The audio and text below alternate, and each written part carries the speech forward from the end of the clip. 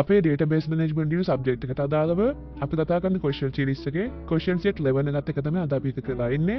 අපේ මේ question set 11 එකේ ඉඳලා question set 15 වෙනකම් අපි එකම scenario එකක් යටතේ තමයි අපි මේ ප්‍රශ්න ටික කතා කරගෙන යන්නේ. ඒ ප්‍රශ්නට අදාළ scenario මේකදී කියලා තියෙනවා next mobile කියන company එකේ ඔක්කොම records එමන් day to day business details ඒගොල්ලෝ record කරගන්නේ පොත්වලු. ඒ වුණාට ඒකේ ඕන එකකින් සතුට නෑලු. ඒක නිසා තීරණය කළා තියෙනවා ඒකට software එකක් හදන්න. ඒ software හදන්න බාරලිට තියෙන්නේ තිලින ගාත්‍ර soft කියන company එකට. ඒ වගේම උපකල්පනය කරන්න කියනවා අපි ඒ company එකේ senior software engineer කෙනෙක් විදිහට ආඩ කරනවා. ඒ වගේම අපිට ඒකදී බාර දීලා තියෙන්නේ database එක හදන වැඩි කෙනෙක්.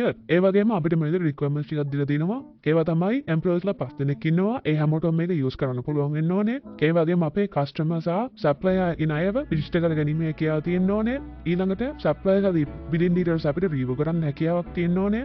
ඒ වගේම issue කරපු bills වල details review කරන්න හැකියාව තියෙන්න ඕනේ. sold කරපු items වල details ටිකත් අපිට review කරන්න හැකියාව තියෙන්න ඕනේ. ඊළඟට අන්තිමටම අපිට කියලා තියෙනවා next mobile DB කියලා database එක හදන්න කියලා. ඊළඟට අපේ question set 11 එක විදිහට අපිට දීලා තියෙන්නේ user කියලා table එකක් හදාගන්න කියලා. අපේ employees ලගේ details ටික තියාගන්න අපිට මේ දීලා තියෙන instructions පාවිච්චි කරලා අපි ඊළඟට අපේ MySQL workbench කියන software එක පාවිච්චි කරලා අපේ මේ database එක සහ table එක හදාගමු. මම මේ විදිහට අපේ MySQL workbench කියන software එක open කරගත්තා. ඊළඟට මම මෙතනින් new model එකක් හදාගන්නවා. ඒ වගේම ඊළඟට next mobile DB කියන database එකත් මම මෙතනින් හදාගන්නවා.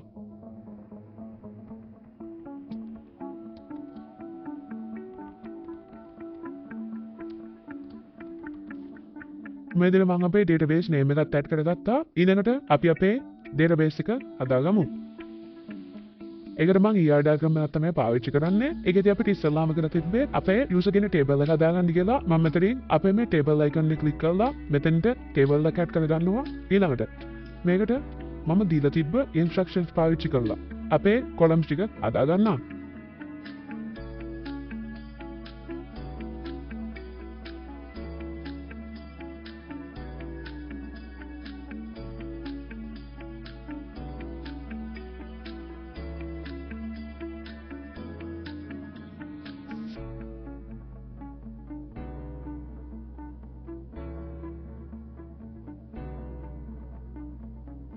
මේ විදිහට මම අපේ දීලා තිබ්බ instructions වලට අනුව අපේ table එක හදාගත්තා. මේකෙදි අපේ user ID කියන column එක primary key එක විදිහටත් ඒ වගේම එක auto increment විදිහට මෙතනින් අපි හදාගෙන තිනවා. ඊට අමතරව username, password, user type සහ status කියන columns ටික වචන තමයි හදාගෙන තියෙන්නේ. ඒකේ username password කියන එකට length එක characters 50කුත්, user type කියන එකට characters 45කුත්, status කියන එකට characters එකකුත් දීලා තියෙනවා. status කියන එක digit එකකින් පෙන්වන නිසා තමයි අපි මේ විදිහට characters ටිකක් ඒකේ length එක විදිහට දාගෙන තියෙන්නේ. මේ විදිහට අපේ user table එක අපිට බලා ගන්න පුළුවන්. මේ විදිහට තමයි අපේ question set 11 එකට අදාළ උත්තර බලා ගන්න හම්බෙන්නේ. අපි question set 12 එකත් එක්ක ඊළඟ වීඩියෝ එකේ හම්බෙමු.